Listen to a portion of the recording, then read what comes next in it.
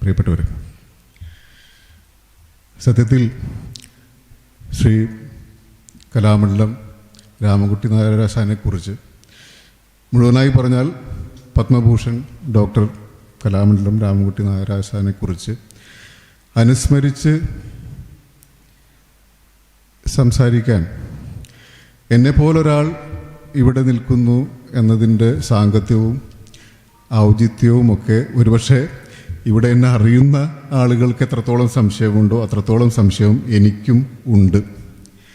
കാരണം ഞാൻ ഈ കഥകളി എന്ന രംഗകലവുമായി നേരിട്ട് ബന്ധപ്പെടുന്ന ഒരാളല്ല, അതിൽ പാണ്ഡിത്യമുള്ള ആളല്ല, അതിലത്രയേറെ ഗ്രാഹ്യമുള്ള ഒരാളല്ല, എന്തെങ്കിലും വിധത്തിലുള്ള പഠനങ്ങളോ ഗവേഷണങ്ങളോ അതിൽ നടത്തിയിട്ടുള്ള ആളല്ല. അത്ര ഒക്കെ നല്ല ഒരു കഥകളി ആസ്വാദകനാണെന്ന് സ്വയം ബോധ്യം പോലും ഇല്ലാത്ത ഒരാളാണ്. ഇതൊക്കെയുള്ള ഒരുപാട് സുഹൃത്തുക്കളുണ്ട്.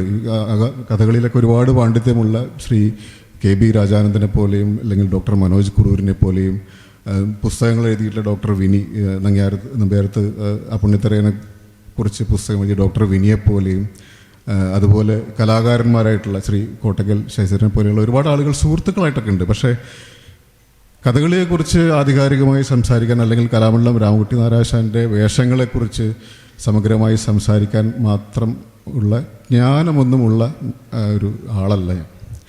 അപ്പോൾ ഈ ഒരു സംശയവും ആശങ്കയും മടിയും ഒക്കെ ഉള്ളത് കൊണ്ട് തന്നെ പ്രിയപ്പെട്ട അപ്പൂട്ടൻ മാഷെന്നെ വിളിച്ച് ഇങ്ങനൊരു കാര്യം ചെയ്യണം എന്ന് പറഞ്ഞപ്പോൾ ഞാൻ എൻ്റെ സംശയം നേരിട്ട് പറഞ്ഞു. അപ്പോൾ അപ്പൂട്ടൻ മാഷ് പറഞ്ഞു അല്ലല്ല അത് അങ്ങനെ വേണം എന്ന് പറഞ്ഞു. അപ്പോൾ അങ്ങനെ വേണം എന്ന് പറഞ്ഞതിൽ നിന്ന് എനിക്ക് മനസ്സിലായൊരു സംഗതി, രാമൻകുട്ടി നായരാശാൻ്റെ ജന്മശതാബ്ദി നടക്കുന്ന സമയത്ത് ഇങ്ങനെ ഒരുപാട് പേര് അനുസ്മരിക്കുന്നു. അപ്പോൾ ഈ അനുസ്മരണം എന്നുള്ളത് പൂർണ്ണമാവണമെങ്കിൽ അദ്ദേഹത്തിൻ്റെ സ്ഥലകാലങ്ങളെ പരിചയമുള്ളവരിൽ സാധാരണക്കാരനായ എന്നെപ്പോലെ ഒരാൾ കൂടി സംസാരിച്ചാലേ അത് പൂർണ്ണമാവൂ എന്നൊരു ധ്വനി ഞാൻ അതിൽ നിന്ന് വായിച്ചെടുത്തു. മാത്രമല്ല അത് എന്നെ സ്വയം സമാധാനിപ്പിക്കാനായിട്ട് ഞാനൊരു കഥ ഓർമ്മിക്കുകയും ചെയ്തു. ആ കഥ എന്ന് പറഞ്ഞത് വൈക്കം മുഹമ്മദ് ബഷീറായിട്ട് ബന്ധപ്പെട്ടുള്ളത്. വൈക്കം മുഹമ്മദ് ബഷീർ നന്നായി അറിയപ്പെടുന്ന ഒരു എഴുത്തുകാരനായ ശേഷം അദ്ദേഹം ബേപ്പൂരിലൊക്കെ ഒന്ന് താമസമാക്കിയ ശേഷം അദ്ദേഹത്തിൻ്റെ ജന്മനാട്ടിൽ, അതായത് വൈക്കം തലയോലപ്പറമ്പിൽ ഒരാൾ ഇങ്ങനെ ഒരു ബഷീറിനെ അന്വേഷിച്ചു വന്നു. അദ്ദേഹം അന്വേഷിച്ചത് അദ്ദേഹത്തിൻ്റെ കൂടെ ജോലി ചെയ്തിരുന്ന സുഹൃത്തായിരുന്ന ഒരു ബഷീറിനെ കുറിച്ചാണ്. അപ്പോൾ മൂപ്പർ വന്നിങ്ങനെ ഈ പറഞ്ഞ് ലക്ഷണങ്ങളൊക്കെ പറഞ്ഞപ്പോൾ അവിടുത്തെ ഈ ചായക്കടക്കാരും സ്ഥലവാസികളൊക്കെ പറഞ്ഞു, അല്ല നിങ്ങൾ ഈ എഴുത്തുകാരനായിട്ടുള്ള വൈക്കം മുഹമ്മദ് ബഷീറിനെ കുറിച്ചല്ലേ നിങ്ങൾ അന്വേഷിക്കുന്നതെന്ന് ചോദിച്ചു. അപ്പം അല്ല എഴുതും അതൊന്നും എനിക്കറിയില്ല, എൻ്റെ കൂടെ ഈ ഹജ്ജിന് പോകുന്ന കപ്പലിൽ, ഹജ്ജിന് പോകുന്ന ആളുകളെ കൊണ്ടുപോകുന്ന കപ്പലിൽ ജോലി ചെയ്തിരുന്ന ആളാണ്, നന്നായി ബിരിയാണി വയ്ക്കും എന്ന് പറഞ്ഞു. അപ്പോൾ അദ്ദേഹത്തിൻ്റെ ഓർമ്മയിൽ ബഷീർ എന്നാൽ നന്നായി ബിരിയാണി വെക്കാൻ അറിയാവുന്ന ഒരു ആൾ എന്നുള്ളതാണ്. അപ്പോൾ അങ്ങനെയുള്ള ഓർമ്മകളും കൂടി ചേർന്നാണ് വൈക്കം മുഹമ്മദ് ബഷീറിൻ്റെ ജീവിതവും സ്മരണകളും പൂർണ്ണമാവുന്നത്. അതുപോലെ തന്നെ ഉള്ള ഒരു ചുമതലയാണ് ഞാൻ ഏൽക്കുന്നത് എന്ന ബോധ്യത്തിൻ്റെ ധൈര്യത്തിലാണ് സത്യം പറഞ്ഞാൽ നിങ്ങളുടെ മുമ്പിൽ സംസാരിക്കുന്നത്. കാരണം ശ്രീ രാമൻകുട്ടി നായരാശാൻ ജനിച്ചു വളർന്ന് കലാകാരനായി ലോകമൊട്ടാകെ അറിയപ്പെട്ട ആ സ്ഥലകാലങ്ങൾ പങ്കിട്ടുകൊണ്ട് ഒരുപക്ഷെ കഥകളി ബാധിത പ്രദേശം എന്ന് പറയാവുന്ന ഒരു സ്ഥലത്ത് ജനിച്ചു വളർന്ന ഒരു കുട്ടി എന്നുള്ള നിലയിൽ എനിക്കുള്ള ഓർമ്മകൾ, അത് കുറച്ച് ചിതറിയ ഓർമ്മകൾ പങ്കുവെക്കുന്നതാണ് ഉചിതം. കാരണം അറിയാത്ത കാര്യങ്ങളെക്കുറിച്ച്, ഗ്രാഹ്യമില്ലാത്ത കാര്യങ്ങളെക്കുറിച്ച് കൂടുതൽ വിസ്തരിക്കുന്നതിൽ അർത്ഥമില്ല. അത് സുധാകരൻ മാഷ് പറഞ്ഞ പോലെയല്ല, ഞാൻ ഒരു മുൻകൂർ ജാമ്യം അധികം എടുക്കുന്നത് ബോറാണെന്നറിയാം, എങ്കിൽ പോലും സത്യസന്ധമായിട്ട് പറയുകയാണ്. അപ്പോൾ അത്തരത്തിൽ ഞങ്ങൾ കുട്ടികൾ, വെളിനേഴിയുടെ പരിസര പ്രദേശത്ത് ജനിച്ചു വളർന്ന കുട്ടികൾക്ക് ഈ കഥകളി എന്ന കലയുമായി ബന്ധപ്പെടാതിരിക്കാൻ നിവൃത്തിയില്ല എന്നുള്ളതാണ്. അത് ഉണ്ട്. കാരണം അത് ഇപ്പോൾ കേളികൊട്ട് ആയി വിവിധ ദിശകളിൽ നിന്ന് അതിൻ്റെ ശബ്ദവീചികൾ പിടിച്ചെടുത്തുകൊണ്ട് അതിനെ പിന്തുടർന്ന് കഥകളി കാണാൻ പ്രചോദനമാവുന്ന തരത്തിൽ രണ്ട് മഹാരഥന്മാരാണ് അന്ന് സത്യത്തിൽ ഞങ്ങൾ കുട്ടികളെയൊക്കെ ആകർഷിച്ചിട്ടുള്ളത്. അത് രണ്ട് താടിക്കാരാണ്. കലാമണ്ഡലം രാമകുട്ടി നായരാശാൻ്റെ വെള്ളത്താടിയും വെള്ളിനേഴി നാണുനായരാശാൻ്റെ ചുവന്ന താടിയും. അപ്പം ബാക്കി കഥ ഗ്രഹിച്ചിട്ടോ ഒന്നുമല്ല, ഈ താടി വേഷങ്ങളോടുള്ള കൗതുകമാണ് ഒരുപക്ഷെ അന്നത്തെ ഒരുപാട് കുട്ടികളെ ആകർഷിച്ചിട്ടുള്ളത്. രാമകുട്ടി നായരാശാൻ്റെ ഓർമ്മയിൽ പോലും അദ്ദേഹം പറഞ്ഞിട്ടുണ്ട്, അദ്ദേഹത്തിൻ്റെ കുട്ടിക്കാലത്ത് തോരണയുദ്ധത്തിലെ ഹനുമാനായിരുന്നു അദ്ദേഹത്തിന് ആകർഷണം എന്ന് പറയുന്നുണ്ട്. അപ്പോൾ സ്വാഭാവികമായിട്ടുള്ളൊരു അടുപ്പമാണ്. പിന്നീടാണ് കഥ ഗ്രഹിക്കുന്നത്. ഇപ്പോൾ ഞങ്ങളുടെ അധ്യാപകനായിരുന്ന മലയാളം പണ്ഡിതനായിരുന്നിട്ടുള്ള അന്തരിച്ച കുഞ്ഞന്മാരുടെ മാഷയെപ്പോലുള്ള ആളുകൾ ഞങ്ങളുടെ ഒപ്പം വന്ന് ഈ കഥ സാരം പറഞ്ഞു തരികയും അല്ലെങ്കിൽ ഈ അഭിനയത്തിൻ്റെ എല്ലാ വിശദ വിവരങ്ങളൊക്കെ വിസ്തരിച്ച് തരികയും ഒക്കെ ചെയ്തു. അതൊക്കെ പിന്നീടാണ്. പക്ഷേ പ്രാഥമികമായി ഇത്തരത്തിലുള്ള ഒരു ആകർഷണം ആയിരുന്നു അത് ഒരു പക്ഷേ ഇപ്പോൾ ആർക്കും അത് ഭാവനയിൽ കാണാത്ത വിധം ഒരു സ്കൂൾ തലത്തിൽ പോലും, കാരണം മറ്റ് മാർഗങ്ങളൊന്നുമില്ല നമ്മുടെ ഈ പറഞ്ഞ കളികളിലാണെങ്കിലും അല്ലെങ്കിൽ മറ്റ് മാർഗങ്ങളൊന്നും ഇല്ലാത്തത് കൊണ്ട് തന്നെ കഥകളിയും ഒരുപക്ഷെ ഒരു കളിയായി സ്കൂളിൽ കളിക്കുന്ന ഒരവസ്ഥയുണ്ടായിരുന്നു. അത് പറയുമ്പോൾ ഞാൻ തീർച്ചയായിട്ടും എനിക്ക് ഇപ്പോൾ ഇവിടെ വെച്ച് ഈ പ്രദേശത്ത് വെച്ച് ഓർക്കണം എന്ന് തോന്നുന്ന എൻ്റെ ഒരു സഹപാഠിയുണ്ട്. അത് അകാലത്തിൽ അന്തരിച്ചു പോയ എൻ്റെ പ്രിയ സുഹൃത്ത്, സഹപാഠി, ഒന്നിച്ച് ഒരേ ബെഞ്ചിൽ ഇരുന്ന് പഠിച്ച അന്തരിച്ച കലാനിലയം ഗോപിനാഥനെ കുറിച്ചാണ്. ഈ കഥകളി ബാധിത പ്രദേശത്ത് വളർന്ന് സ്വാഭാവികമായും കഥകളിയുടെ വഴി തിരഞ്ഞെടുത്ത് അതിൽ വളരെ ഉയരങ്ങൾ താണ്ടി കലാനിലയത്തിലെ കഥകളി വേഷം അധ്യാപകനായി ജോലി ചെയ്യവെയാണ് ഗോപിനാഥൻ അന്തരിച്ചത്. രാമകുട്ടി നായരാശാനെ അനുസ്മരിക്കുന്ന ഈ വേദിയിൽ ഞാൻ ഗോപിനാഥനെയും സ്നേഹപൂർവ്വം ഓർക്കുന്നു. അപ്പം അന്ന് ഈ കളികളിലൊക്കെ ഇപ്പോൾ കളി ഉണ്ടെങ്കിൽ, ഇപ്പോൾ ആശാൻ്റെ കളി ഉണ്ടെങ്കിൽ അതിൻ്റെ ഒരു വിസ്താരം പിറ്റേ ദിവസം ഇപ്പോൾ ഗോപിയെ പോലുള്ള കഥകളി ഭ്രാന്തന്മാരായിട്ടുള്ള ആളുകൾ അതിന് ശേഷം വിസ്തരിക്കും. ആ വിസ്താരം കേട്ട് പിന്നെ അടുത്ത കളി കാണാൻ നമ്മളും പോവും. അങ്ങനെ കഥകളി കണ്ട് വളർന്ന ആ ഒരു കാലത്ത് ലെജൻഡുകൾ എന്ന് പറയാം, ഒരു അധികായന്മാർ. ഇപ്പോൾ ആശാൻ രാമകുട്ടി നായരാശാൻ രൂപം കൊണ്ട് അധികായനല്ലെങ്കിലും തൻ്റെ പ്രതിഭ കൊണ്ട് തൻ്റെ അധികായത്വം സ്ഥാപിച്ചെടുത്ത ഒരാളാണ്. മറ്റൊന്ന് വെള്ളിനേഴി നാണുനായരും. അപ്പോൾ അവർ ഒക്കെ ഞങ്ങളുടെ കുട്ടിക്കാലത്തിൻ്റെ ഭാഗമായിരുന്നു എന്നാണ്.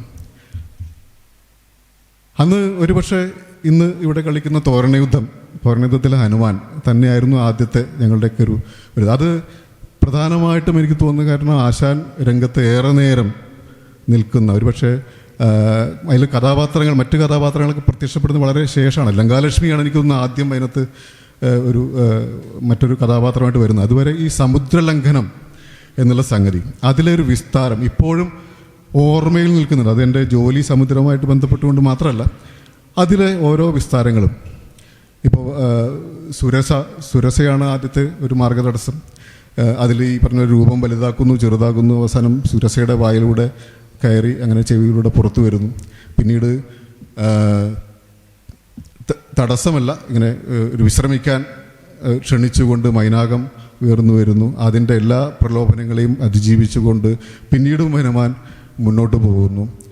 അതിന് ശേഷമുള്ള ഒരു സംഗതി ഈ ഛായാഗ്രഹിണി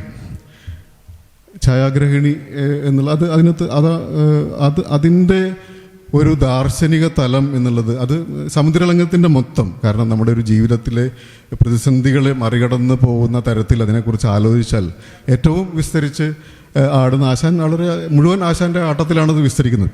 അപ്പോൾ അതിൽ വരുന്ന ഈ അവസാനത്തെ സംഗതിയെക്കുറിച്ച് ഞാൻ അടുത്തിടെ ആലോചിച്ചു. കാരണം ഛായാഗ്രഹിണി എന്നുള്ള ഒരു സങ്കല്പം അത് ആശാൻ അത് എങ്ങനെ അരങ്ങിൽ പ്രതിഫലിപ്പിച്ചു അത് ആലോചിച്ച് ഞാൻ അത്ഭുതപ്പെട്ടിട്ടുണ്ട്. കാരണം നമ്മുടെ നിഴലിനെ പിടിച്ചു നിർത്തുന്നു എന്നുള്ള സംഗതി ഇപ്പോഴത്തെ ഒരു കാലത്ത് ആലോചിക്കുകയാണെങ്കിൽ ഒരുപാട് ദാർശനിക തലത്തിൽ ആലോചിക്കാവുന്ന ഒരു സാധനം. നമ്മുടെ പ്രതിച്ഛായയെ അല്ലെങ്കിൽ നമ്മുടെ നിഴലിനെ ഒരാൾ തടഞ്ഞു നിർത്തുമ്പോൾ നമ്മൾക്കുണ്ടാകുന്ന സംഗതി. ഇപ്പോഴത്തെ നമ്മുടെ പ്രതിച്ഛായ എന്നൊക്കെ പറഞ്ഞാൽ സാമൂഹ്യ മാധ്യമങ്ങളോ നമ്മുടെ ഫേസ്ബുക്ക് അക്കൗണ്ടോ ഒക്കെയാണ്. അപ്പോൾ അങ്ങനെ ഒരു സ്ഥലത്ത് വരുന്ന ഒരു ലൈക്കോ കമൻറ്റോ പോലെ നമ്മുടെ നിഴലിൽ നമ്മുടെ പ്രതിച്ഛായയിൽ വരുന്ന ഒരു തടസ്സം അല്ലെങ്കിൽ പ്രതിച്ഛായയുടെ മുകളിൽ ഒരാൾ നടത്തുന്ന ആധിപത്യം നമ്മളെ എത്രമാത്രം ബാധിക്കുന്നില്ല. അപ്പോൾ ഞാനിങ്ങനെ ആലോചിച്ചു, രാമകുട്ടി നായരാശാൻ ഏറ്റവും അധികം പരീക്ഷണങ്ങൾ ഒരുപാട് ഇതിൽ നടത്തിയിട്ടുള്ള ആളാണ്. മാത്രമല്ല അതിന് നേതൃത്വം നൽകിയിട്ടുള്ള ആളാണ്. ദീർഘകാലം എനിക്ക് 60 തൊട്ട് 87 വരെ കലാമണ്ഡലത്തിൻ്റെ പ്രിൻസിപ്പളായിട്ട് ഇരുന്ന ആൾ. എത്രയും കാലം എനിക്ക് തോന്നുന്നില്ല ആരും അങ്ങനെ ഒരു ചുമതല ഏറ്റെടുത്തിട്ടുണ്ടെന്നുള്ളതും. അപ്പോൾ അങ്ങനെ ഒരുപാട് പരിഷ്കാരങ്ങൾക്കും മാറ്റങ്ങൾക്കും ഒക്കെ നേതൃത്വം കൊടുത്തിട്ടുള്ള ആൾ ഒരുപക്ഷെ ഇന്നത്തെ കാലത്ത് ഉണ്ടായിരുന്നെങ്കിൽ ഈ കഥയെ എങ്ങനെയായിരിക്കും വ്യാഖ്യാനിക്കുക? കാരണം കഥകളി ഒരുപാട് ആവിഷ്കാരങ്ങൾക്ക് സ്വാതന്ത്ര്യമുള്ള ഒരു കലയാണ്, അങ്ങനത്തെ ഉപയോഗിക്കാവുന്ന ഒരു മാധ്യമമാണ്. അത് കാരണം എന്ത് വേണമെങ്കിൽ നടൻ്റെ ഒരു മനോധർമ്മം അനുസരിച്ച് വിസ്തരിക്കാം. അപ്പോൾ എനിക്ക് തോന്നി ഇപ്പോൾ ഒരുപക്ഷെ ആശാൻ ആ തോരണയുദ്ധത്തിലെ സമുദ്രലംഘനത്തിൻ്റെ ഭാഗത്ത് ഏറ്റവും കൂടുതൽ വിസ്തരിക്കുക ഒരുപക്ഷെ ഛായാഗ്രഹണീയായിരിക്കും എന്ന് ആ ഒരു തടസ്സം മറികടക്കുന്നതായിരിക്കും എന്ന് ഞാൻ ആലോചിച്ചു പോയി. അപ്പോൾ ഇങ്ങനെയൊക്കെ ഒരു വളർന്ന ഒരു ബാല്യം എന്നുള്ളതാണ്. അപ്പോൾ അതിന് ശേഷം ഒന്ന് മുതിർന്ന ഒരു കൗമാരക്കാലത്ത് എന്നുള്ള ഒരു കോളേജിൽ ഒക്കെ പോകുന്ന സമയത്ത് കുറേ രസകരമായിട്ടുള്ള ഈ കഥകളിക്കാരുമായിട്ട് ബന്ധപ്പെട്ടുള്ള ചില ചിതറിയ ഓർമ്മകൾ പങ്കുവയ്ക്കുക മാത്രമാണ് ഞാൻ. അപ്പോൾ അന്ന് ഈ കഥകളിക്കാരുടെയൊക്കെ ഒരു രാവിലെ ഉള്ള ഒരു യാത്ര ഉണ്ട്. അപ്പോൾ അന്ന് ഞാൻ ഒറ്റപ്പാലം NSS കോളേജിലാണ് അന്ന് പഠിച്ചിരുന്നത്. പ്രീ ഡിഗ്രി പഠിക്കുന്ന സമയത്ത് ഈ ഒരു SS കുമാർ എന്ന് പറഞ്ഞ ശ്രീകൃഷ്ണപുരത്തുകാരുടെ ഒരു സ്വന്തം ബസ്സും പ്രസ്ഥാനമൊക്കെയാണ്. അപ്പോൾ അന്ന് 2 SS ആണ്, വലിയ SS, ചെറിയ SS. അപ്പോൾ ഈ SS-ൻ്റെ ഒരു പ്രത്യേകത എന്ന് വെച്ചാൽ വളരെ വിചിത്രമായിട്ടുള്ള റൂട്ടാണ്. ഇപ്പോഴും എനിക്ക് മനസ്സിലാവാത്തൊരു സംഗതിയാണ്. വെള്ളിനേഴി ലക്കിടി എന്നാണ് ഇതിൻ്റെ. അത് എന്തുകൊണ്ട് അങ്ങനെ ഒരു ബസ് റൂട്ട് ഉണ്ടായി എന്നുള്ളതിൽ ഒരിക്കലും ആലോചിച്ചിട്ട് പിടുത്തം കിട്ടിയില്ല. അപ്പോൾ ഈ ബസ് എങ്ങനെ വെച്ചാൽ വളരെ വിചിത്രമാണ് അതിൻ്റെ പരിപാടികൾ. രാവിലെ ശ്രീകൃഷ്ണപുരത്താണ് ഈ ബസ് ഉണർന്നെണീച്ച് പല്ല് തേച്ച് റെഡിയാവുക. അതിനുശേഷം അതങ്ങനെ വന്ന് ഞങ്ങളുടെയൊക്കെ വീടിൻ്റെ മുമ്പ് കൂടെ അങ്ങനെ പോയി മാങ്ങോടെത്തി മാങ്ങോട് ഭഗവതിയെ തൊഴുത് ചായ കുടിച്ച് വെളിനേഴി പോയി. പിന്നെ അവിടെ നിന്നാണ് യാത്ര തുടരുന്നത്. അപ്പോൾ ആ ബസ്സാണ് ഞങ്ങളുടെ ഒരു കോളേജ് ബസ്. കാരണം നേരെ ഇത് ഒറ്റപ്പാലം കോളേജിലേക്ക് പോകും. അപ്പോൾ അങ്ങനെ ഒരു സംഗതിയൊക്കെ ആയിട്ട് രാവിലെ അടക്കാപുരത്തിൽ നിന്ന് മാങ്ങോട് വരെ കഷ്ടി 1.25 കിലോമീറ്റർ ദൂരം ഉള്ള നടത്തം. ഈ നടത്തത്തിൽ എന്താ വെച്ചാൽ വഴി നീളം നിൽക്കുന്നതെല്ലാം കഥകളിക്കാരാണ്. അടക്കാപുരത്തിൽ സെൻറ്ററിൽ ഇപ്പോൾ ഇല്ലാതായ ഒരു വലിയ തണൽ, വലിയ ഒരു മാവിൻ്റെ തണൽ വെയിറ്റിംഗ് ഷെഡിലേക്ക് ചാഞ്ഞിരിക്കുന്നത്. അതിൻ്റെ താഴെ രാമൂട്ടി നാരായണൻ ഉണ്ടാവും ഒരു ബാഗൊക്കെ വെച്ചിട്ട്. അപ്പോൾ അദ്ദേഹത്തിൻ്റെ രാമൂട്ടി നാരായണനെ കുറിച്ച് ഞാൻ ഓർക്കുക അല്ലെങ്കിൽ പറയാതെ പറഞ്ഞാൽ ഞാൻ അതൊരു ഒറ്റവാചകത്തിൽ പറയണം തോന്നുന്നു. എന്നെ സംബന്ധിച്ചിടത്തോളം രാമൂട്ടി നാരായണൻ എന്ന് പറഞ്ഞാൽ ഒരു ചെറിയ ചിരിയാണ് എപ്പോഴും മനസ്സിലുള്ളത്. ആ ചിരി എന്ന് പറഞ്ഞു കഴിഞ്ഞാൽ ഒരുപാട് ആത്മവിശ്വാസമുള്ള, ജ്ഞാനമുള്ള, രസികത്വമുള്ള ഒരു വളരെ സൗമ്യമായിട്ടുള്ള ഒരു ചിരിയാണ്. ആ ചിരി ഇല്ലാതെ ഞാൻ ആശാനെ ഒരു പൊതുസ്ഥലത്ത് കണ്ടിട്ടില്ല. അപ്പോട്ട മാഷ് വീട്ടിലെങ്ങനെ കണ്ടത് എനിക്കറിയില്ല. പക്ഷേ പൊതുസ്ഥലത്ത് എവിടെയും ആശാന് ഈ പറഞ്ഞ പോലെ ആ ഒരു വളരെ വളരെ ചെറിയൊരു ചിരിയാണ്. പക്ഷെ അത് എപ്പോഴും സ്ഥായിയായിട്ടുണ്ട്. അങ്ങനെയല്ലാതെ ഞാൻ ആശാനെ ഓർത്തിട്ടില്ല. ആ ചിരിയിലേക്ക് പിന്നെ തിരിച്ചു വരാം. അപ്പോൾ അങ്ങനെ ആശാനുണ്ടാവും. അതുപോലെ തന്നെ കലാനിലയത്തിലേക്ക് ഇപ്പോൾ കുട്ടനാശൻ ഉണ്ടാവും. എല്ലാം നല്ല ആകാര സൗഷ്ഠവമുള്ള ദീർഘകായനായിട്ടുള്ള കുട്ടനാശാൻ ഉണ്ടാവും. എല്ലാവരും നല്ല ക്ലീൻ ഷേവ് ചെയ്ത് മിനുങ്ങി. അതുപോലെ തന്നെ കഥകളി നടന്മാരെ പോലെ തന്നെ അല്ലെങ്കിൽ ഒരുപക്ഷെ അതിനേക്കാൾ അധികം സുന്ദരനായിട്ടുള്ള കലാനിലയം കുഞ്ചുണ്ണി ആശാൻ ചെണ്ട ആയിട്ട് അവിടെ ഉണ്ടാവും. കുറച്ചങ്ങോട്ട് നടന്നാൽ ചമ്മനൂർ മദ്ദളം വായിക്കുന്ന നാപ്പത്തരകൻ, അദ്ദേഹം കുറച്ചു കാലം കലാമണ്ഡലത്തിൽ താൽക്കാലിക ജീവനക്കാരനുണ്ടായിരുന്നു. അങ്ങനെയുള്ള ആളുകൾ ഉണ്ടാവും. ഇപ്പോൾ ഒരുപാട് പേരുണ്ട്. ഇപ്പോൾ തിരശ്ശീല പിടിച്ചിരുന്ന ചന്ദ്രത്തരകൻ, അങ്ങനെ കഥകളിക്കാരാണ്. ഇവരൊക്കെ കാത്തു നിൽക്കുന്ന ഇതിനേക്കാളും വിചിത്രമായിട്ടുള്ള റൂട്ടിൽ ഓടിയിരുന്ന മറ്റൊരു ബസ്സാണ്. അത് എണ്ണപ്പാടം തൃശ്ശൂരും മയിലാണ്. അതെങ്ങനെയാണ് ആ റൂട്ട്? കാരണം ഇതിൽ തൃശ്ശൂർക്ക് കലാമണ്ഡലത്തേക്ക് പോകുന്നവർക്ക് പോകാം, കലാനിലയത്തേക്ക് പോകേണ്ടവർക്ക് ഇരിങ്ങാലക്കുടയ്ക്ക് മാറി കയറാം. അപ്പോൾ അങ്ങനെയുള്ള ഈ കഥകളിക്കാരെ പിന്നീട് വൈകുന്നേരം ഒരു കളിവിളക്കിൻ്റെ മുന്നിൽ വേഷപ്പകർച്ച നേടാൻ പോകുന്ന കലാകാരന്മാരായിട്ടുള്ള ഇവരെയൊക്കെ കണ്ടുകൊണ്ടാണ് ഞങ്ങളൊക്കെ മുതിർന്നത്. അതിനുശേഷം ഞാൻ പറഞ്ഞല്ലോ ഈ ആ ഒരു കാലം വരെ കണ്ട കഥകളിയിൽ കവിഞ്ഞ് പിന്നീട് കഥകളിയെ അങ്ങനെ തുടർന്നു പോയ ഒരാളൊന്നുമല്ല, അതിനുള്ള ജ്ഞാനമുള്ള ആളല്ല. ഒരു അർദ്ധപ്രവാസം എന്ന് പറയുന്ന പോലെ കഴിഞ്ഞ 34 വർഷമായിട്ട് കടലിൽ കഴിയുന്ന ഒരാളാണ്. കരയിലുള്ള സമയം തന്നെ കുറവാണ്, അതുകൊണ്ട് തന്നെ കഥകളി കാണുന്നതും കുറവാണ്. അപ്പോൾ അതിനുള്ള ഒരു ജ്ഞാനമില്ല. അതിനുശേഷം ഈ കഥകളി എന്നുള്ള നിലയ്ക്ക് അപൂർവമായിട്ടുണ്ടാകുന്ന ചില കുട്ടിമുട്ടലിലൊക്കെ തന്നെ പലപ്പോഴും രാമൂട്ടി ആശാൻ്റെ സാധ്യതയുണ്ടാകും. എനിക്ക് തോന്നുന്നു ആദ്യം ഞാൻ കലാമണ്ഡലത്തിൽ പോകുന്നത്, അപ്പോൾ ആശാൻ റിട്ടയർ ചെയ്തു പ്രിൻസിപ്പളായിട്ട്. 87 ആശാൻ റിട്ടയർ ചെയ്ത് അല്ലേ, 85 അപ്പോൾ ആശാൻ റിട്ടയർ ചെയ്ത് കഴിഞ്ഞിട്ടുണ്ട്. അതിന് ശേഷമുള്ളൊരു വർഷമാണ്. പക്ഷേ ആശാൻ അവിടെ ഉണ്ടായിരുന്നു. ഞങ്ങൾ പോയത് സത്യത്തിൽ അവിടെ കലാമണ്ഡലത്തിൻ്റെ ഒരു നൃത്ത പരിപാടി ബുക്ക് ചെയ്യാൻ ഞാൻ കോളേജ് യൂണിയൻ ഭാരവാഹിയായിരുന്നു. അപ്പോൾ യൂണിയൻ്റെ ഒരു ഫണ്ട് റൈസിങ്ങിന് പോയതാണ്. അപ്പോൾ ആശാൻ കണ്ടു. അപ്പോൾ ആശാൻ മുഖപരിചയം തോന്നി. അപ്പോൾ ഇങ്ങനെ പറഞ്ഞപ്പോൾ പിന്നെ മനസ്സിലായി. അപ്പോൾ ആശാൻ വരൂ എന്ന് പറഞ്ഞ് കൂട്ടിക്കൊണ്ടുപോയി. ആശാൻ അവിടെ ഇല്ല, പ്രിൻസിപ്പളായിട്ട് റിട്ടയർ ചെയ്തു. ഭരണസമിതിയിലുണ്ടായിരുന്നു. അപ്പോൾ ഇയ്യങ്കോടാണ് സെക്രട്ടറി. അപ്പോൾ ഇയ്യങ്കോടിനെ കൊണ്ടുപോയി. ഇയ്യങ്കോടിനൊന്ന് ഇൻട്രൊഡ്യൂസ് ചെയ്തപ്പോൾ തന്നെ മനസ്സിലായി. അങ്ങനെ ഞങ്ങൾ ആശാൻ തന്ന ധൈര്യത്തിലും അല്ലെങ്കിൽ ആശാൻ്റെ ഒരു ശുപാർശയിലും കലാമണ്ഡലത്തിലെ നർത്തകിമാരെ, അപ്പോൾ അവിടെ പരീക്ഷ എന്ന് നടക്കുകയാണ്, എന്നാലും ബിരുദ വിദ്യാർത്ഥികളെ എങ്ങനെയൊക്കെ വിടാം എന്നൊക്കെ ഇയ്യങ്കോട് സമ്മതിച്ചു. അങ്ങനെ ആ നൃത്ത വിദ്യാർത്ഥികളെ കൊണ്ട് ഞങ്ങൾ പരിപാടി നടത്തി. ഞങ്ങൾ കലാമണ്ഡലം ക്ഷേമാവതി നയിക്കുന്ന നൃത്ത സന്ധ്യ എന്നായിരുന്നു ഞങ്ങളുടെ പരിപാടിയുടെ പേര്. അത് ക്ഷേമാവതി ടീച്ചർ പറഞ്ഞിട്ടില്ല, ടീച്ചർ അവിടെ വന്നിട്ടില്ല. പക്ഷേ ഞങ്ങളത് ഗംഭീരമായി പരിപാടി നടത്തി. അത്യാവശ്യം ഒരു കോളേജ് യൂണിയനെ സംബന്ധിച്ചിടത്തോളം ഉണ്ടാക്കാവുന്ന ഒരു ലാഭം ഒക്കെ ഉണ്ടാക്കി. അപ്പോൾ ആ ഒരു സമയത്ത് ഈ കഥകളിയും ഈ വെളിനഴിയും തമ്മിലുള്ള ബന്ധം എന്നുള്ളത് ഞാനൊക്കെ ഈ എൻ്റെ അനുഭവമുള്ളതുകൊണ്ട് പറയും. ഇപ്പോൾ അപ്പൂട്ടമാഷ് ചിലപ്പോൾ അറിയുന്നുണ്ടോ, അപ്പോൾ ഞങ്ങളുടെ നാട്ടിൽ ഇപ്പോൾ ഈ കഥകളിക്കാരെ കുറേ പേരെ നമ്മൾ നാരാശാനൊക്കെ നടന്നു പോകുന്ന ഞങ്ങൾ ആരാധനയോടൊരു നോക്കി നിൽക്കാറുണ്ട്. സ്വല്പം വന്ന് വളഞ്ഞ് അങ്ങനെ ഒരു ഇതായിട്ട് പോകുന്ന ആശാനൊക്കെ. അപ്പോൾ അതിൽ മറ്റൊരു കഥാപാത്രം ഉണ്ടായിരുന്നു. അദ്ദേഹം കഥകളിക്കാരുടെയൊക്കെ കൂടെ അവരുടെ ഒരു കൈക്കാരൻ എന്ന പോലെ നടക്കുന്ന തിരശ്ശീലയൊക്കെ പിടിക്കുന്ന ഒരാളാണ്. അപ്പോൾ അദ്ദേഹം ഞങ്ങളുടെ കുറച്ചപ്പുറത്തുള്ള അടക്കാപുത്തൂരുള്ളൊരു സാംസ്കാരിക സ്ഥാപനത്തിൽ നിന്ന് അത്യാവശ്യം മദ്യപിച്ച ശേഷം അദ്ദേഹം കൃത്യം വന്ന് വീഴുന്നത് ഞങ്ങളുടെ വീടിൻ്റെ ഉമ്മർത്തായിരുന്നു. ഉമ്മർത്ത് പറഞ്ഞ പാറച്ചാലിലാണ്. കൃത്യം വന്ന് പാറച്ചാലിൽ വന്ന് വീഴും. പക്ഷെ വീണ ശേഷം ഈ അർദ്ധബോധാവസ്ഥയിലും അദ്ദേഹം കഥകളി പദമാണ് പാടുക. അപ്പം ഞാനിങ്ങനെ ഒരു സുഹൃത്തുക്കൾ, നിങ്ങൾക്ക് ഭാവനയിൽ കാണാൻ പറ്റും ഇങ്ങനെ ഒരു പാറച്ചാലിൽ നിന്ന് കഥകളി സംഗീതം ഉയർന്നു പോകുന്ന ഒരു നാട് നിങ്ങൾക്ക് ഭാവനയിൽ കാണാൻ പറ്റും. അങ്ങനെ ഒരു നാട്ടിൽ നിന്നാണ് ഞാൻ വരുന്നത്. ഞാൻ എൻ്റെ സുഹൃത്തുക്കളോടൊന്ന് എഞ്ചിനീയറിംഗ് കോളേജിൽ പഠിക്കാൻ പറയായിരുന്നു.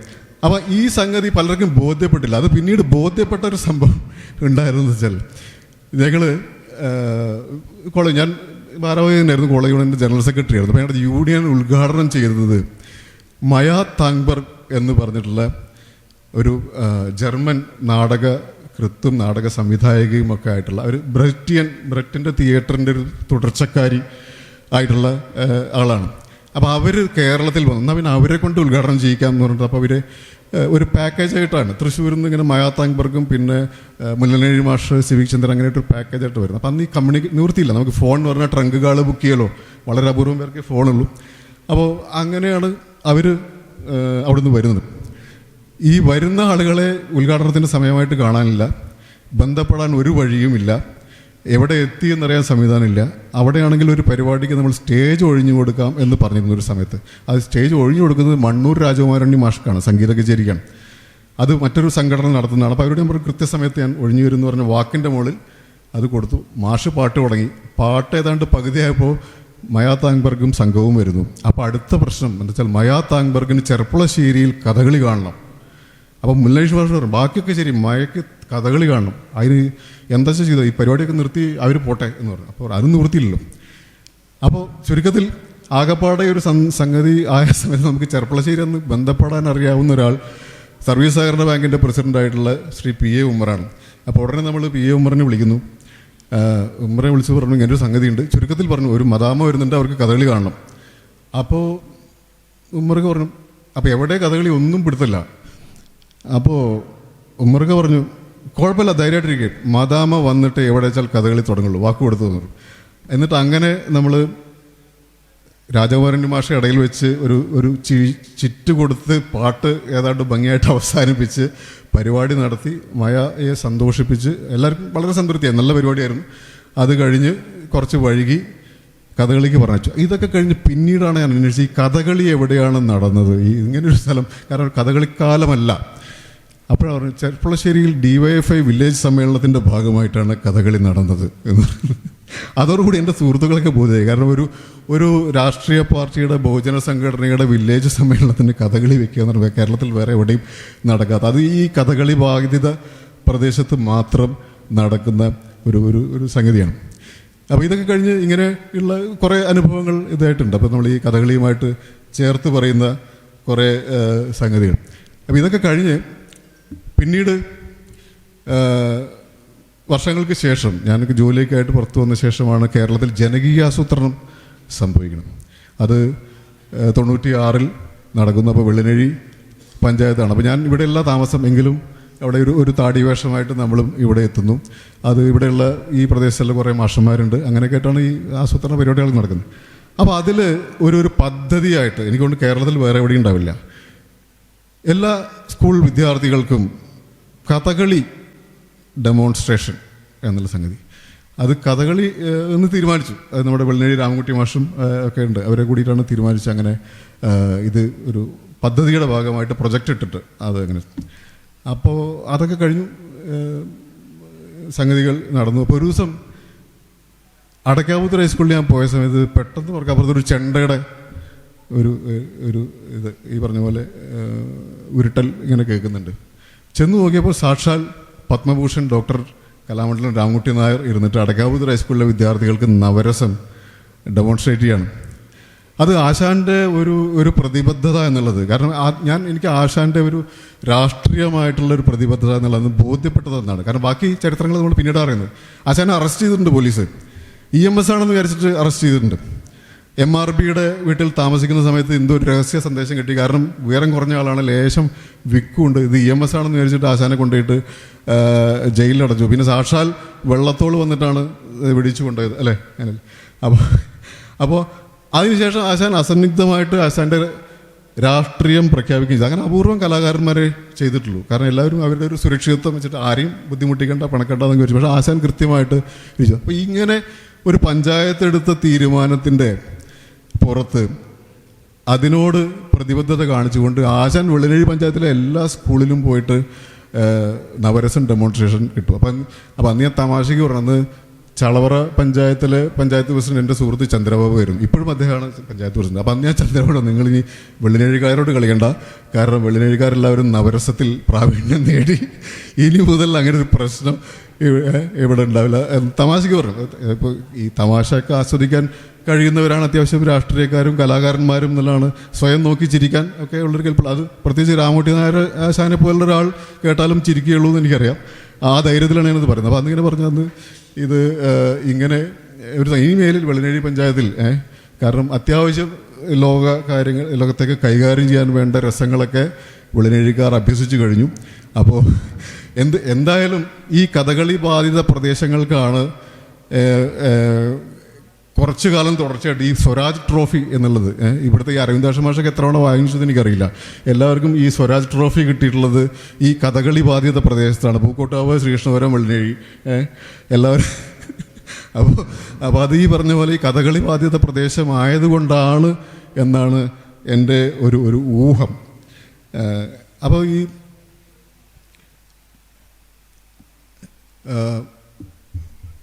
സത്യത്തിൽ പറയേണ്ടത് രാമൻകുട്ടി നായർ ആശാനെ കുറിച്ചാണ് എന്നുള്ളത് എനിക്കറിയാഞ്ഞിട്ടല്ല. പക്ഷേ ഞാൻ പറഞ്ഞല്ലോ, ആശാൻ്റെ വേഷങ്ങളെക്കുറിച്ചും ഒക്കെ ആധികാരികമായിട്ട് സംസാരിക്കാൻ വളരെയധികം ആളുകൾ ഉള്ളതുകൊണ്ടും അങ്ങനെ ഒരുപാട് പ്രഭാഷണങ്ങൾ നടന്നു കഴിഞ്ഞതുകൊണ്ടാണ് ഞാനിങ്ങനെ ഈ ചെറിയ ചെറിയ വർത്തമാനങ്ങളിലേക്ക് സംഗതി ചർച്ചകൊണ്ട്. ഞാൻ ആശാൻ്റെ ഒരു പ്രസക്തി എന്നുള്ളത് ഞാൻ കാണുന്നത് ഈ വെള്ളിനഴി പോലുള്ളൊരു പ്രദേശത്ത് ഇപ്പോൾ ആശാൻ്റെ ആത്മകഥ ഉണ്ട്, തിരനോട്ടം, ചെറിയ പുസ്തകമാണ്. ഞാൻ പണ്ട് കണ്ടതാണ്, എന്ന് ഞാൻ കാണണമെന്നുകൊണ്ട് ഞാൻ അപ്പൂട്ടിനോട് ചോദിച്ച് വാങ്ങിക്കുക.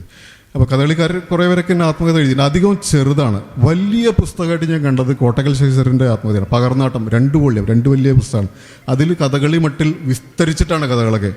അദ്ദേഹം ജപ്പാനിൽ കളിക്ക് പോയിട്ടൊരു മടക്കണ കുട വാങ്ങിച്ചതടക്കം അദ്ദേഹം അതിനകത്ത് എഴുതിയിട്ടുണ്ട്. അത്രയും സൂക്ഷ്മമായിട്ടുള്ള വിശദാംശങ്ങളാണ്. രാമൻകുട്ടി നായർ ആശാൻ്റെ കഥയിൽ കാര്യമാത്ര പ്രസക്തമായിട്ടുള്ള സംഗതിയാണ്.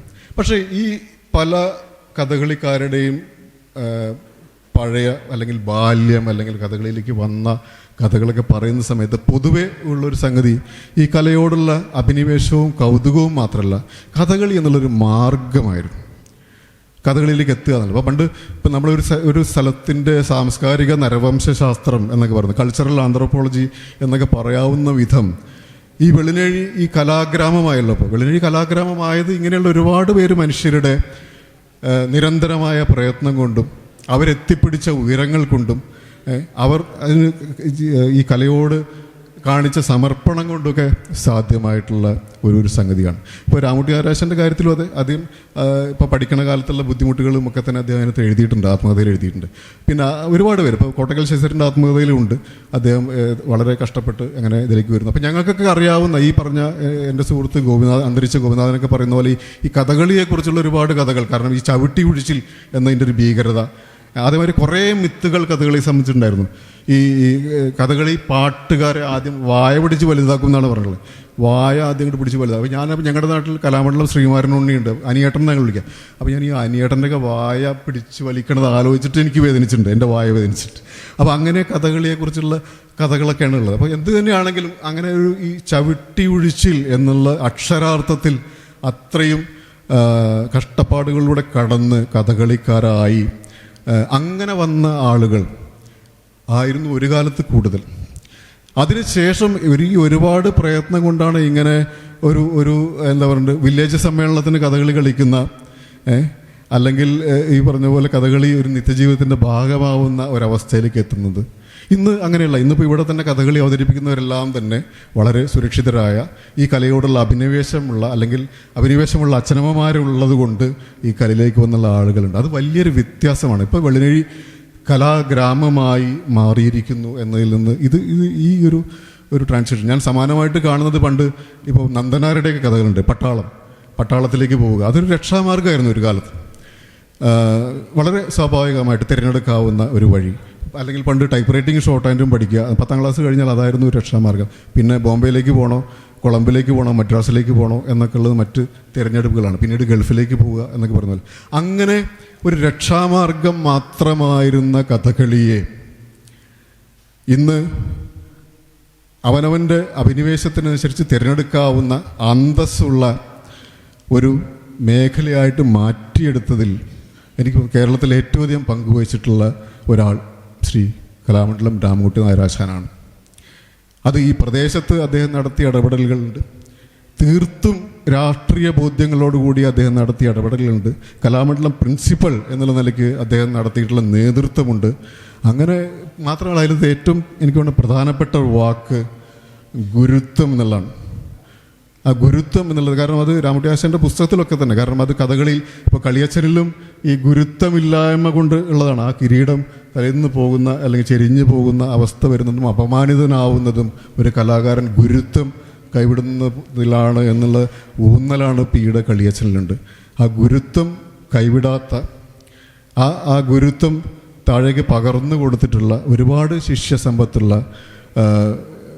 മഹാനായ ആ കലാകാരനെ അനുസരിച്ചുകൊണ്ട് ഉള്ള ഈ സന്ദർഭത്തിൽ ഞാൻ ഇത് പറഞ്ഞ പോലെ ആശാനെ ഒരു ചെറിയ ചിരിയോടുകൂടി ഓർക്കുന്നു എന്ന് ഞാൻ പറഞ്ഞല്ലോ. കാരണം അങ്ങനെയാണ് ആശാൻ്റെ ചിരി വളരെ ആത്മവിശ്വാസമുള്ളൊരു ചിരിയാണ്.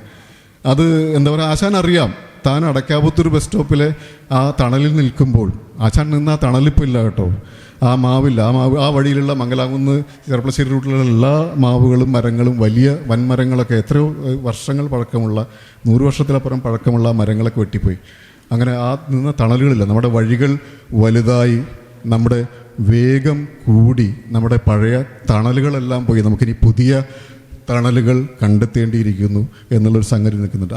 ആ ഒരു ഓർമ്മയോടുകൂടി ആശാൻ നിന്ന ആ ചിരി എനിക്കിപ്പോഴും, ഞാനത് സമാനമായിട്ട് കണ്ടൊരു ചിരി ബഷീറിൻ്റെ ചിരിയാണ്. നേരത്തെ ബഷീറിനെ പരാമർശിച്ചു, പക്ഷേ ബഷീറിൻ്റെ എന്ന് പറഞ്ഞാൽ ബഷീറിൻ്റെ എഴുത്തിലുള്ള ചിരിയല്ല, ബഷീറിന് നേരിൽ. അത് ഞാൻ കണ്ടത് ബഷീറിൻ്റെ മകൻ അനീസ് ബഷീറിനെ കോളേജിൽ ചേർക്കാൻ, ഞങ്ങൾ ഫൈനൽ ഇയറാണ്, അപ്പോൾ ആ സമയത്ത് ഫസ്റ്റ് ഇയറിൽ അനീസ് ബഷീറിനെ ചേർക്കാൻ വേണ്ടി ബഷീർ കോളേജിൽ വന്നു. അപ്പോൾ ബഷീറിനറിയാം താനൊരു ശ്രദ്ധാകേന്ദ്രമാണ് എന്നുള്ളതറിയാം. അപ്പോൾ ബഷീർ ചെയ്യുന്നത് വെച്ചാൽ പ്രിൻസിപ്പലിൻ്റെ റൂമിൽ മുമ്പ് ഒരു കസേര കിട്ടാനായിട്ട് ഇരുന്നു അവിടെ, എന്നിട്ടൊരു ചിരി. കാരണം അറിയാം, നിങ്ങൾ വേണമെങ്കിൽ എന്നെ കണ്ടോ, സൗജന്യമായി കണ്ടോ എന്നുള്ള മട്ടിരുന്ന് ബഷീറിൻ്റെ ഒരു ചിരി. ആ ബഷീറിൻ്റെ ചിരി കണ്ടപ്പോൾ എനിക്ക് ഓർമ്മ വന്ന് രാമൻകുട്ടി നായരാശാൻ്റെ ചിരിയാണ്. അത് അത്രമാത്രം ആത്മവിശ്വാസം. ആശാൻ അറിയാം, അരങ്ങത്ത് നിൽക്കുന്ന പോലെ തന്നെ ആളുകൾ തനിക്ക് തരുന്ന ബഹുമാനം എന്താണെന്നറിയാം, തനിക്ക് തരുന്ന അംഗീകാരം എന്താണെന്നറിയാം. പക്ഷേ ആശാൻ അതിലൊട്ടും തന്നെ അഹന്തയില്ല. വളരെ നിർമ്മമമായ ഒരു ചിരി, സൗമ്യമായിട്ടുള്ളൊരു ചിരി, ദയാവായ്പുള്ളൊരു ചിരി, ഒരു കുസൃതി ചിരി. അത് ഹനുമാൻ്റെ ചിരി. അദ്ദേഹം പലയിടത്തും ചിരിച്ച ആ ചിരി. അരങ്ങിൽ ഞങ്ങൾക്ക് ഒരു ചിരിയായിരുന്നത്, അല്ലെങ്കിൽ എന്താണ് പ്രചോദനമായിരുന്നത്, ആവേശമായിരുന്നത് തീർച്ചയായിട്ടും കുട്ടികൾക്ക് അത് ആശാൻ്റെ ഹനുമാൻ വേഷമായിരുന്നു. മറ്റു പല പ്രസിദ്ധ വേഷങ്ങളൊക്കെ തന്നെ ഉണ്ടെങ്കിലും ഒരുപക്ഷെ കഥകളി കമ്പക്കാരാക്കിയത്, അല്ലെങ്കിൽ ആദ്യമായി കഥകളി കാണാൻ പ്രേരിപ്പിച്ചത് അതൊക്കെയാണ്. അപ്പോൾ ആശാൻ്റെ ആ ചിരിയെ ഓർത്തുകൊണ്ട് ഞാൻ ഒരു ചിരി കുറിപ്പ് എന്ന് തന്നെ പറയാം. ഇത് സത്യത്തിൽ 14 വർഷം മുമ്പ് ഇറങ്ങിയ ഒരു ചിലവ് കുറഞ്ഞ കവിതകൾ എന്നുള്ള എൻ്റെ ഒരു സമാഹാരം ഉണ്ടായിരുന്നു. DC ബുക്സ് പ്രസിദ്ധീകരിച്ചാണ്. അതിനകത്ത് ഞാൻ ഉൾപ്പെടുത്തേണ്ട, കാരണം ഇതൊരു കുറിപ്പാണെന്നുള്ളത് ഉൾപ്പെടുത്തേണ്ടെന്ന് വെച്ച് മാറ്റിവെച്ചാണ്. ഞാൻ കവി P. രാമൻ്റെ നിർബന്ധത്തിനാണ് ഞാനത് ഉൾപ്പെടുത്തിയത്. മാത്രമല്ല രാമൻ അത് പട്ടാമ്പി കോളേജിൽ ഒരു പരിപാടിക്ക് അത് വായിക്കുകയും ചെയ്തു. അപ്പോൾ ആ കുറിപ്പ് ഞാനൊന്ന് ഇവിടെ വായിച്ചുകൊണ്ട്, കാരണം ഔചിത്യം കാണിക്കണമെന്ന് എനിക്കറിയാം, ആളുകൾ കളിക്ക് വേണ്ടി കാത്തു നിൽക്കുന്ന സമയത്ത് ആ കുറിപ്പ് കൂടി വായിച്ചുകൊണ്ട് ഞാൻ ആശാനെ ആദരപൂർവ്വം ഓർമ്മിക്കാം എന്ന് കരുതുന്നു. ആശാൻ തീർച്ചയായിട്ടും ഇത് കേട്ടാൽ ചിരിക്കുമായിരുന്നു എന്ന് തന്നെയാണ് എൻ്റെ ധാരണ. ആ വിശ്വാസത്തോടു കൂടി ഇത് വായിക്കാം. ഇത് ഗൂഗിൾ ഒക്കെ തുടങ്ങിയ ഒരു സമയത്തെ എഴുതിയതാണ്. വെള്ളിനേഴി പഴയ ഗൂഗിൾ കുറിപ്പുകൾ എന്നാണ് തലക്കെട്ട്. വെള്ളിനേഴി പഴയ ഗൂഗിൾ കുറിപ്പുകൾ. വടക്ക് പുഴ, വെള്ളിനേഴിപ്പുഴ, തൂതപ്പുഴ, കരിമ്പുഴ എന്നൊക്കെ പറയും. അതിനു വടക്ക് വാഴേങ്കട കുഞ്ചുനായരും മറ്റും, തെക്ക് കൂനന്മല, അതിന് തെക്ക് കലാമണ്ഡലം കൃഷ്ണൻ നായരും മറ്റും. അത്രയേ ഉള്ളൂ. ജനങ്ങൾ പ്രധാന വിനോദമായ കൃഷിയിൽ ഏർപ്പെട്ടിരിക്കുന്നു. പ്രധാന വ്യവസായം കളി ചാൽ കഥകളി. ഇരിപ്പൂ കൃഷി ഇറക്കും. അടുത്ത വിള ക്രിക്കറ്റാണ്. ഫാസ്റ്റും സ്പിന്നും രണ്ടും മാറി മാറി വിതയ്ക്കും. കൊയ്ത റണ്ണൊക്കെ ചെക്കന്മാർ തിന്നും. അത്രയുമായി. ഗതാഗതം കരമാർഗം തന്നെ. രാമൻകുട്ടി നായരാശാൻ്റെ ഹനുമാൻ ഇടയ്ക്കൊക്കെ വായുമാർഗം. ഇതൊന്നുമില്ലാതെ SS കുമാർ എന്നൊരു രീതി നിലവിലുണ്ടായിരുന്നു. സ്റ്റിയറിംഗ് വെച്ച് തിരിക്കാവുന്നത്. പാടവരമ്പത്ത് അക്ഷാംശ രേഖാംശങ്ങൾ കൂട്ടിമുട്ടുന്നിടത്തൊക്കെ അറ്റക്കഴായകളുണ്ട്. ചാടിക്കടക്കണം. ഭക്ഷണ രീതികൾ തവളക്കണ്ണനും ആര്യനും അയ്യാറെട്ടും ജയയും തൊട്ട് തെലുങ്കിലെ അക്കം വരെ ഏതരിയും ഭക്ഷിക്കും. ഫാക്ടം ഫോസ് 2020 എൻട്രിൻ പരാമർ തൊട്ട് എൻഡോസൾഫാൻ വരെ കൂട്ടിക്കഴിക്കാൻ എന്തും പറ്റും. നാണുനായരുടെ ചോന്നാടിയെ ബഹുമാനിച്ച് ഇലത്തലപ്പത്ത് കടുമാങ്ങയുണ്ടെങ്കിൽ ഗംഭീരായി. കുടുംബശ്രീ, കൈകൊട്ടിക്കളി, അന്തർജന സമാജം, ഇടയ്ക്കിടെ വന്നു പോകുന്ന കോട്ടക്കൽ ശിവരാമേട്ടൻ്റെ ദമയന്തി, കലാമണ്ഡലത്തിലെ മദാമ്മമാർ, ഈജിപ്തിൽ നിന്ന് വന്ന് ഇടവഴികളിൽ താമസിക്കുന്ന ക്ലിയോപാട്രമാർ, സ്ത്രീകൾ ജനസംഖ്യയിൽ നിർണായക ശക്തികൾ തന്നെ. കാഞ്ഞിരപ്പുഴ കനാലിലൂടെ ഒഴുകിയെത്തുന്ന വരണ്ട കാറ്റ് വൈകുന്നേരത്തെ കാലാവസ്ഥയെ നിയന്ത്രിക്കുന്നു. കള്ളുഷാപ്പ് TS നമ്പർ 4 പ്രധാന ജലസ്രോതസ്. രാത്രിയിൽ മനക്കല റബ്ബറിൽ ചിതറുന്ന നിലാവ് കണ്ട് കവിതയോ കഥകളിപ്പദമോ തോന്നിയില്ലെങ്കിലേ അത്ഭുതമുള്ളൂ. ദൈവത്തിൻ്റെ സ്വന്തം നാട്ടിൽ ദ്വാപരയുഗം തൊട്ടുള്ള പഞ്ചായത്താണ്. ദൈവത്തിൻ്റെ സ്വന്തം നാട്ടിൽ ദ്വാപരയുഗം തൊട്ടുള്ള പഞ്ചായത്താണ്. ചെറുതുരുത്തിയിലെ ഏത് കൃഷ്ണനോട് ചോദിച്ചാലും പറഞ്ഞു തരും. നന്ദി.